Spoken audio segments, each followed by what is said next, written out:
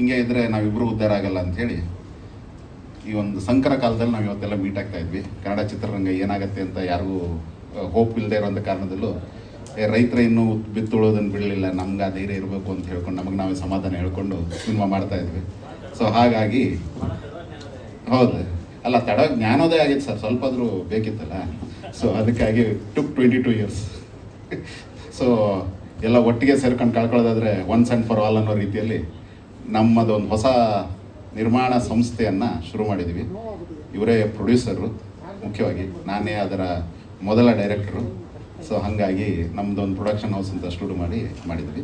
ಇದೊಂದು ವಿಷಯ. ಆಮೇಲೆ ಇವತ್ತು ನಮ್ಮ ಸಿನಿಮಾದ ಒಂದು ಮೊದಲ ಪ್ರೊಡಕ್ಷನ್ ಏನಿದೆ, ಚೊಚ್ಚಲ ಕಾಣಿಕೆ ಏನಿದೆ, ಅದರ ಚಿತ್ರೀಕರಣವನ್ನು ಇವತ್ತು ಬೆಳಗ್ಗೆ 7 ಗಂಟೆ ತನಕ, ಅಂದರೆ ನಿನ್ನೆ ರಾತ್ರಿ ಎಲ್ಲ ಶೂಟ್ ಮಾಡಿ ಬೆಳಗ್ಗೆ 7 ಗಂಟೆ ಕುಂಭಕಾಯಿ ಹೊಡೆದು ಮುಗಿಸಿ ಆ ಒಂದು ಸಂತಸದ ಸುದ್ದಿಯನ್ನು ನಿಮ್ಮ ಜೊತೆ ಹಂಚ್ಕೊಳ್ಳೋಕ್ಕೋಸ್ಕರ ಇಲ್ಲಿ ಬಂದಿದ್ದೀವಿ. ಈಗ ಅದರ ಟೈಟಲ್ ರಿವೀಲನ್ನು ಮಾಡಲಿದ್ವಿ. ನಮ್ಮ ಬಸವರೆಡ್ಡಿ ಸರ್ ಅವರು ಬಂದು ಇದರ ಟೈಟಲ್ ರಿವೀಲ್ ಮಾಡಬೇಕು. ಅವರೇ ಈ ಚಿತ್ರದ ಕಥೆಗಾರರು. ಸೊ ಇದು ನನಗೂ ಹೊಸ್ತು, ಬೇರೆ ಒಂದು ಕಥೆಯ ಮೂಲವನ್ನು ತಗೊಂಡಿದ್ದು ಮಾಡಿದ್ದು. ನಾವೊಂದು ಫಸ್ಟ್ ವೆಬ್ ಸೀರೀಸ್ ಮಾಡಿದ್ವಿ, ರಕ್ತಚಂದನ ಅಂತ. ಅದು ಕನ್ನಡದ ಮೊದಲ ವೆಬ್ ಸೀರೀಸ್ ಆಗಬೇಕಿತ್ತು, ಆಗಿದೆ ಕೂಡ. ಬಟ್ ಅದರದ್ದು ಯಾವ ಆ್ಯಪಲ್ಲಿದೆ ಆ ಆ್ಯಪ್ ಎಲ್ಲೂ ಪ್ರಚಾರಕ್ಕೆ ಬರದೆ ವಾಚ್ ಅನ್ನುವಂಥ ಆ್ಯಪು. ಸೊ ಆಗ ಅವರು ಅದರ ಪ್ರೊಡ್ಯೂಸರ್ ಆಗಿದ್ದರು ಆ ವೆಬ್ ಸೀರೀಸ್ನ. ಆಗ ಅವರು ನನಗೆ ಹೇಳಿದ ಈ ಕಥೆಯನ್ನು ನಾವು ಡೆವಲಪ್ ಮಾಡ್ಕೊಂಡು ಎಷ್ಟು ಆಫ್ಟರ್ 5 years ಅದನ್ನು ನಾವು ಸಿನಿಮಾ ಮಾಡಿದ್ವಿ. ಸೊ ಸರ್, ನಿಮ್ಮ ಕಥೆ ಆಗಿರೋದು ಒಂದು ದಯವಿಟ್ಟು ವೇದಿಕೆ ಮೇಲೆ ಬಂದು ಒಂದು ಹಾಕ್ರಪ್ಪ ಅಂತ ಒಂದು ಮಾತು ಹೇಳಿ. ಸೊ ಆಗ ಟೈಟಲ್ ರಿವೀಲ್ ಆಗುತ್ತೆ. ಓಕೆ, ಒಂದು ಸ್ಟೆಪ್ಪಿಂದ ಈ ಲಕ್ಷ್ಮಣ ಬೇಕೆ ದಾಡಕ್ಕೆ ಮೋಕ್ಷೇಂದ್ರ ಬೇಕೆ ಟೈಟಲ್ ರಿವೀಲ್ ಆಗಲಿ. ಸರಿ, ಸ್ವಲ್ಪ ಲೈಟ್ ಆಫ್ ಮಾಡಿ, ಒಂದೆರಡು ಸ್ವಲ್ಪ ಪ್ಲೇ ಮಾಡಿ. ಆದರೂ ಅವರ ಮದುವೆ ಆಗುವ ಹುಡುಗಿಯ ಕೈಯಿಂದ ಒಂದಷ್ಟು ಸಮಯ ಕದ್ಕೊಂಡು ನಾವು ಅವ್ರ ಕೈಯಲ್ಲಿ ಮ್ಯೂಸಿಕ್ ಮಾಡಿಸಿದ್ರು. ನಂದು ಈಗ 3 ಸಿನಿಮಾ ಇತ್ತು, ರಾಮರಸ, ಇದು ಈಗ ಇನ್ನೊಂದು ಸಿನಿಮಾನು ಅವರೇ ಮ್ಯೂಸಿಕ್ ಮಾಡ್ತಾ ಇದ್ದಾರೆ. ಸೊ ಜಸ್ಟ್ ಒಂದು ಇಂಟ್ರೊಡಕ್ಷನ್ ಇದಾಗಿರೋದ್ರಿಂದ ಅದು ಆಚೆನೇ ಕೂಡ ಅಲ್ಲೇ ಫೋಟೋ ತೆಗೆಸ್ಕೊಂಡು ಇದು ಮಾಡಿಸಿದ್ರು. ಆಮೇಲೆ ಪ್ರಶಾಂತ್ ಸಾಗರ್, ಬನ್ನಿ. ಪ್ರಶಾಂತ್ ಸಾಗರ್ ನಮ್ಮ ನಾನು ಆಗಷ್ಟೇ ಹೇಳಿದ್ನಲ್ಲ, ನಮ್ಮ ಫಸ್ಟ್ ವೆಬ್ ಸೀರೀಸ್ ಅಂತ ಹೇಳಿದೆ, ಅದರ ಕ್ಯಾಮ್ರಾಮನ್ ಆಗಿದ್ದ. ಅದೇ first time full fledged cameraman ಆಗಿತ್ತು ವೆಬ್ ಸೀರೀಸ್ಗೆ. ಅದಾದಮೇಲೆ ಇಲ್ಲ ಇವ್ರು ಮಾಡಿ ಇನ್ನೊಂದಕ್ಕೆ I would like to insist, ಒಂದು ಕೌತುಕ ಅಂತ ಒಂದು ವೆರಿ ಎಕ್ಸ್ಪೆರಿಮೆಂಟಲ್ ಸಿನಿಮಾನ ಅವನೇ ಡೈರೆಕ್ಟ್ ಮಾಡಿದ್ದಾನೆ.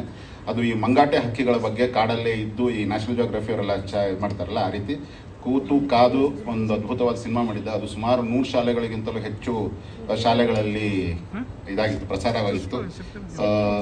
ಇದೀಗ ಯೂಟ್ಯೂಬಲ್ಲಿ ಫ್ರೀ ಆಗಿದೆ. And he comes from a legacy. ಅವರ ತಾಯಿ ಕೂಡ ಹಿರಿಯ ರಂಗಭೂಮಿ ನಟಿ ಆಗಿದ್ದರು. ಸೊ ಒಂಥರ ನೆಪೋ ಕಿಡ್ ಅವನು ಕಲೆಗೆ. ಸೊ ಈ ರೀತಿಯಿಂದ ಬಂದಿದ್ದಾರೆ. ಗೀತಾ ಮೇಡಮ್, ದಯವಿಟ್ಟು ಮೇಲೆ ಬನ್ನಿ. ಗೀತಾ ಅವರು ನಮ್ಮ ಸಿನಿಮಾದ ಕೊರಿಯೋಗ್ರಾಫರ್. ಅವರು ಸಿನಿಮಾದ ಇನ್ನೇನದು ನಮ್ಮದು ತಂತ್ರಜ್ಞ ವರ್ಗದವರು. ಕಿಟ್ಟು ಜ್ಞಾನೇಶ್ ಇಬ್ಬರು ಮೇಲೆ ಬನ್ನಿ. ಒಂದು ಅಮರಾವತಿಯಿಂದ ಅರ್ಜುನ್ ಕಿಟ್ಟುನೇ ನನ್ನ ಎಡಿಟ್ರು. ಅಮರಾವತಿ ಕನ್ನಡಿಗ ಮಾಡಿದ್ವಿ, ಆಮೇಲೆ ಒಂದು ಹಿಂದಿ ವೆಬ್ ಸೀರೀಸ್ ಮಾಡಿದೆ, ಅದಕ್ಕೂ ಅವರೇ ಆಗಿದ್ದರು. ಈಗ ರಾಮರಸ, ಈಗ ಕಲ್ಯಾಣಿಗೂ ಕಿಟ್ಟುನೇ.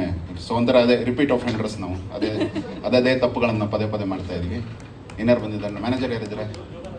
ಯೋಗಾನಂದ್ ಅವ್ರು, ನಮ್ಮ ಫೈಟ್ ಮಾಸ್ಟ್ರು ಬಂದಿದ್ದಾರೆ. ಇಲ್ಲ ಬಂದಿಲ್ಲ. ಆರ್ಟ್ ಡೈರೆಕ್ಟರ್ ಹೊಸಮನೆ ಮೂರ್ತಿ ಅವ್ರು ದಯವಿಟ್ಟು ಮೇಲೆ ಬರಬೇಕು. ಹೊಸಮನೆ ಮೂರ್ತಿ ಅವ್ರದ್ದು ಕಂಟಿನ್ಯೂ ಆಗಿದೆ. ನನ್ನ ಕನ್ನಡಿಗದಿಂದ ಶುರುವಾಗಿ ರಾಮರಸ, ಈ ಸಿನಿಮಾ ಎಲ್ಲವೂ. ಆಮೇಲೆ ನಮ್ಮ ನಾಟಕ ಮಾಡಿದೆ, ನನ್ನ ತೇಜಸ್ವಿ ಅಂತೇಳಿ. ತೇಜಸ್ವಿ ಅವರ ಜೀವನ ಆಧರಿಸಿ ಅವರ ಹೆಂಡತಿ ಏನು ಬುಕ್ ಬರೆದಿದ್ರು, ಅದನ್ನು ನಾಟಕ ಮಾಡಿದೆ, ಅದಕ್ಕೂ ಅವರೇ ಆರ್ಟ್ ಡೈರೆಕ್ಟರ್ ಆಗಿದ್ದರು. ಇದಿಷ್ಟು ಟೆಕ್ನಿಷಿಯನ್ಸ್ ಯಾರಿದ್ದಾರೆ? ಮ್ಯಾನೇಜರ್ ಯಾರಿದ್ರು? ನವೀನ್ ಯಾರು ಬಂದಿಲ್ವ? ಬಂದ್ರಿ? ಓ, ನಿಮಗೆ ವಿಶೇಷ ಆಹ್ವಾನ ಇದ್ರು. ಹಾಗೆ ನನ್ನ ಡೈರೆಕ್ಷನ್ ತಂಡದ ಇಬ್ಬರು ತುಂಬ ಆಧಾರ ಸ್ತಂಭರಾಗಿರುವಂತಹ ಹರ್ಷ ಮತ್ತು ಮೇಘ್ನಾ, ದಯವಿಟ್ಟು ವೇದಿಕೆ ಮೇಲೆ ಬರಬೇಕು.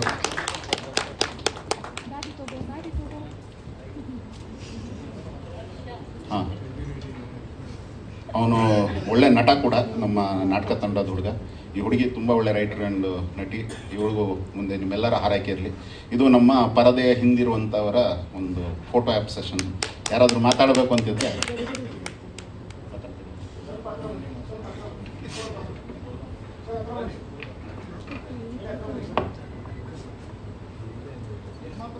ಹಿಂದೆ ಏನು ಬೇಕಿದ್ರು ಸಿನಿಮಾ ಕೆಲಸ ಹೇಳಿ ಮಾಡ್ತೀವಿ. ಮುಂದೆ ಒಂದು ಮೈಕ್ ಇಟ್ಕೊಂಡು ಮಾತಾಡಿ ಅಂದ್ರೆ ಮಾತ್ರ ಆಗಲ್ಲ.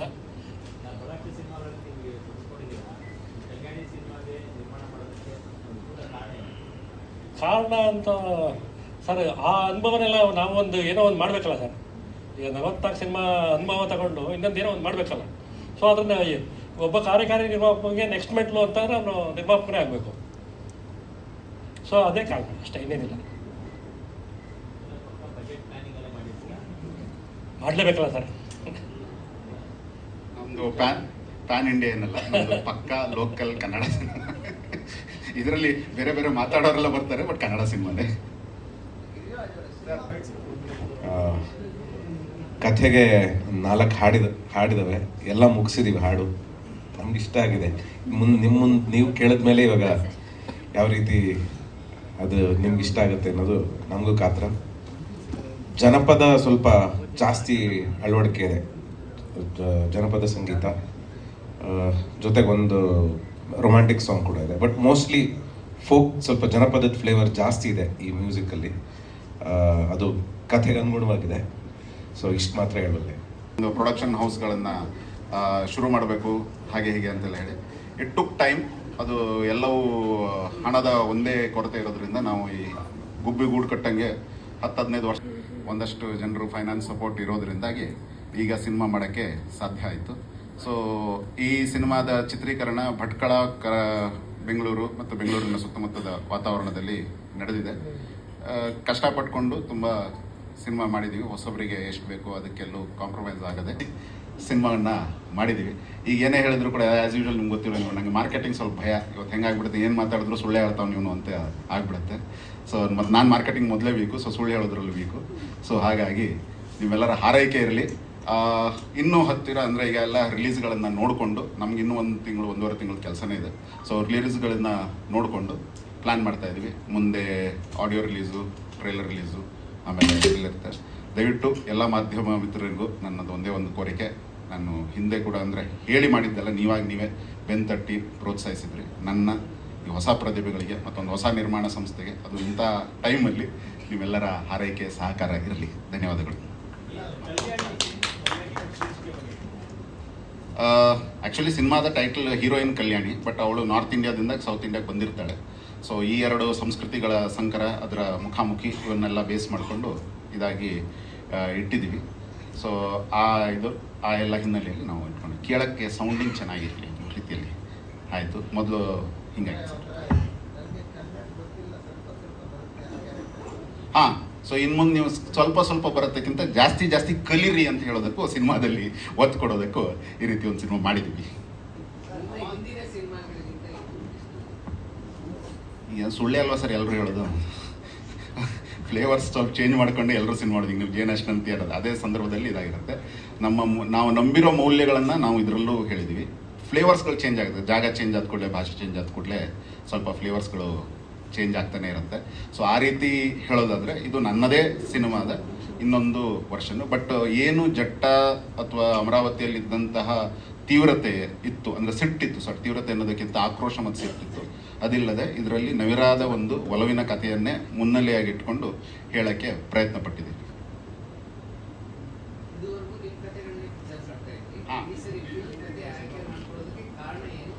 ಅಲ್ಲ, ಕತೆ ಇಷ್ಟ ಆಯಿತು ಅಷ್ಟೇ.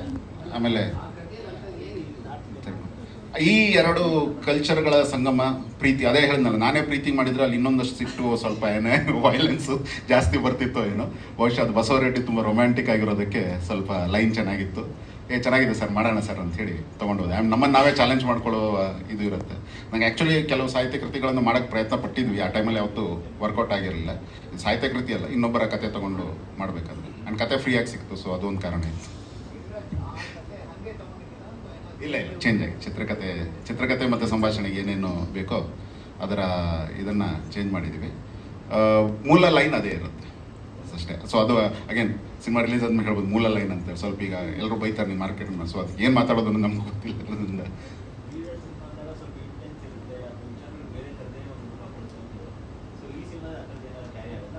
ನಮ್ಮೂರು ಕೋಟ, ಉಡುಪಿ ಜಿಲ್ಲೆ ಕೋಟ. ಗಿರಿ ಸರು ನಮಗೆ ಒಂಥರ ಗುರುಗಳಿದ್ದಂಗೆ. ಥಿಯೇಟರ್ ಅದರಿಂದ ಅವ್ರ ಜೊತೆ ಜರ್ನಿ ಶುರುವಾಗಿದ್ದು, ಸುಮಾರಷ್ಟು ಅವ್ರ ಜೊತೆ ಕೆಲಸ ಮಾಡ್ತಾ ಕಲ್ತಿದ್ದೀನಿ. ಈ ಸಿನಿಮಾದಲ್ಲಿ ಅಂದರೆ ಇವರು ಎಲ್ಲ ಸಿನಿಮಾಗಳಲ್ಲೂ ಕ್ಯಾರೆಕ್ಟರ್ಗಳಿಗೆ ಅದರದ್ದೇ ಆದ ಒಂದು ವೆಯ್ಟೇಜ್ ಇರುತ್ತೆ, ಪ್ರತಿಯೊಂದು ಕ್ಯಾರೆಕ್ಟರ್ಗೂ ವೆಯ್ಟೇಜ್ ಇರುತ್ತೆ. ಕ್ಯಾರೆಕ್ಟರ್ ನಡುವೆ ಯಾವ ರೀತಿ ಸಂಘರ್ಷ ಇರುತ್ತೋ ಹಾಗೆ ಒಂದು ಕ್ಯಾರೆಕ್ಟರ್ ಒಳಗಡೆ ಕೂಡ ಅಂದರೆ ಸೆಲ್ಫ್ ಒಂದು ಸಂಘರ್ಷ ಕೂಡ ನಡೀತಾ ಇರುತ್ತೆ. ಅಂಥದ್ದೊಂದು ಈ ಸಿನಿಮಾದಲ್ಲೂ ಪ್ರತಿ ಕ್ಯಾರೆಕ್ಟ್ರಲ್ಲೂ ನೋಡೋದಕ್ಕೆ ಸಿಗುತ್ತೆ ನಮಗೆ. ಅದು ಸರ್ದು ರೈಟಿಂಗ್ ಅಂದರೆ ಅವರು ಅದನ್ನು ಹೆಂಗೆ ಬೆಳೆಸ್ತಾ ಹೋಗ್ತಾರೆ ಅನ್ನೋದು. ಆಮೇಲೆ ಶೂಟಿಂಗಲ್ಲೂ ಕೂಡ ಅವರು ವರ್ಕ್ ಮಾಡೋದು ತುಂಬ ಹಿಂಗೆ ಚೇಂಜ್ ಮಾಡ್ತಾ ಹೋಗ್ತಾರೆ. ತುಂಬ ಖುಷಿಯಾಗುತ್ತೆ ಅವ್ರ ಜೊತೆ ವರ್ಕ್ ಮಾಡೋದಕ್ಕೆ. ಮ್ಯಾಮ್ಗೆ ಕತೆ, ನಿಮಗೆ ಕಾಸ್ಟ್ಯೂಮ್ ಡಿಸೈನ್ ಮಾಡಿರೋದು ಅವರು ತುಂಬ ಚೆನ್ನಾಗಿ ತೋರಿಸಿದ್ದಾರೆ ನಮ್ಮನ್ನು ಸಿನಿಮಾದಲ್ಲಿ. ಕುಮಾರಣ್ಣ, ಆಮೇಲೆ ಭರತ್ ಸರ್, ಎಲ್ಲ ಟೀಮ್ನ ಎಲ್ಲ ಕೋ ಆರ್ಟಿಸ್ಟ್ಗಳು ಸಿನಿಮಾದಲ್ಲಿ ತುಂಬ ಸಪೋರ್ಟಿವ್ ಆಗಿ. ಮ್ಯಾಮ್ ಡ್ಯಾನ್ಸ್ ಮಾಡೋಕ್ಕೆ ಬರಲ್ಲ, ಏನೋ ನಮಗೆ ಕಲಿಸ್ಬಿಟ್ಟು ಮಾಡಿಸಿದ್ದಾರೆ. ಹೀಗೆ ತುಂಬ ಆಸ್ಪೆಕ್ಟ್ಗಳಿದೆ. ಎಲ್ಲರೂ ಜೊತೆಯಲ್ಲಿ ತುಂಬ ಖುಷಿಯಾಗಿ ವರ್ಕ್ ಮಾಡಿದ್ದೀವಿ. ಇವತ್ತು ತುಂಬ ಖುಷಿಯಾದ ದಿನ.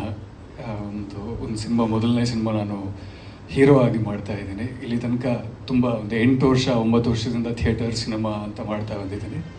ಇದು ನನ್ನ ಮೊದಲನೇ ಪ್ರಾಜೆಕ್ಟ್. ಹಾಗೆ ನನ್ನ ಸಿನಿಮಾದ ಮೊದಲನೇ ಪ್ರಾಜೆಕ್ಟ್ ಶುರುವಾಗಿದ್ದು ಕೂಡ ಗಿರಿ ಸರ್ ಜೊತೆಗೇನೆ, ಕನ್ನಡಿಗರಿಂದನೇ ಶುರುವಾಗಿತ್ತು. ಹೀರೋ ಆಗಿ ಕೂಡ ಅವ್ರ ಜೊತೆಗೇ ಮಾಡ್ತಿದ್ದೀನಿ ಅನ್ನೋದು ನನಗೆ ತುಂಬ ಖುಷಿ ಸಂಗತಿ.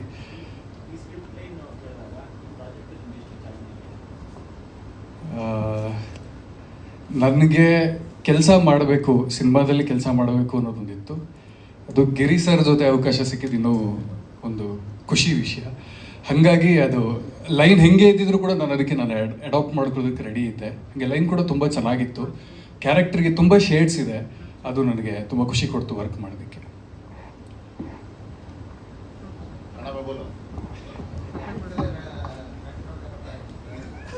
ಥೋड़ा ಸ್ವಲ್ಪ ನಮಸ್ಕಾರ, ಎಲ್ಲರೂ ಚೆನ್ನಾಗಿದ್ದೀರಾ? ಸ್ವಲ್ಪ कन्नड़ माताಡ್ತೀನಿ. मतलब मुझे थोड़ी ही आती है, बट मैं ट्राई कर रही हूँ और मे बी 6-7 मंथ्स में अच्छी कन्नड़ बोलने लग जाऊँ. अच्छा, हाँ, ಆಶೀರ್ವಾದ. मतलब ಈ ಸಿನಿಮಾ ಪ್ರೀತಿಯಿಂದ ಮಾಡ್ತೀನಿ. ನಿಮ್ಮ ಆಶೀರ್ವಾದ ಇರಲಿ. ಧನ್ಯವಾದ.